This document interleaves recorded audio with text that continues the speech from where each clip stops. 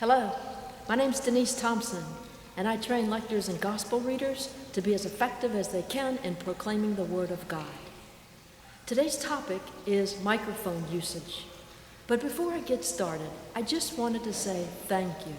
Thank you to all of you who are so kind in expressing your condolences to me on the death of my beloved husband, Jack. I heard from hundreds of you. Sympathy cards, mass cards, emails, phone calls, visits. It was all so comforting and so wonderful, so thank you for that. So now we're going to talk about microphone usage, which of course is essential to effective proclamation.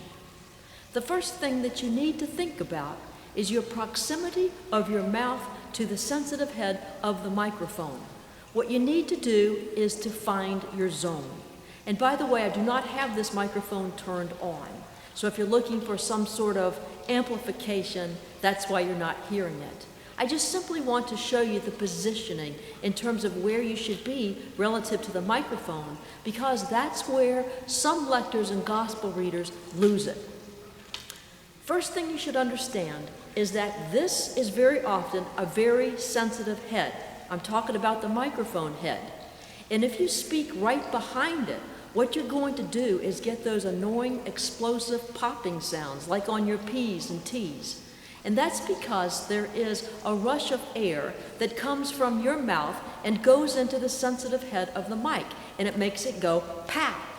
So in order to avoid that, you should take the microphone head and position it either at chin level or maybe up above your mouth, whatever is most comfortable for you. The chin level is really preferred because now people can see your face and you don't have something blocking it. But again, whatever is comfortable for you is best. The next thing to remember is you don't want to be too far away. You don't want to stand back like this unless you really have a huge voice, and I mean really big.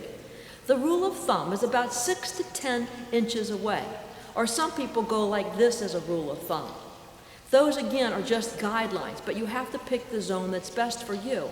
And the way to do that is to have people walk around all throughout the church, especially in the back and in the far corners, to make sure that they can hear you. Because if the people in the back can hear you, rest assured, the people in the front can too. One thing to think about is the microphone is your friend. It's not a crutch. So you still have to project. You still have to use your big outside voice. That doesn't mean screaming. Another thing that's nice about the microphone is that if you use it correctly, you'll be able to use it to enhance your reading, not just to be heard, but to make certain parts louder or certain parts softer, depending on the content. When you are proclaiming, you'll want to use eye contact, and you've heard me talk about that in another video, and look all around the church, not just at the people right in front of you. You want to look at the front, the back, and the sides.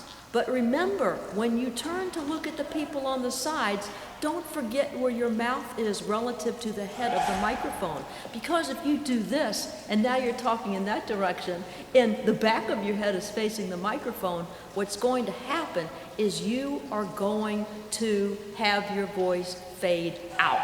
And you want your voice to be relatively consistent. You want to control the volume. So make sure that as you do turn to the sides, that you turn your body just ever so slightly so that your mouth does not leave the proximity of the microphone head. And that's it. Thank you for listening. God bless you.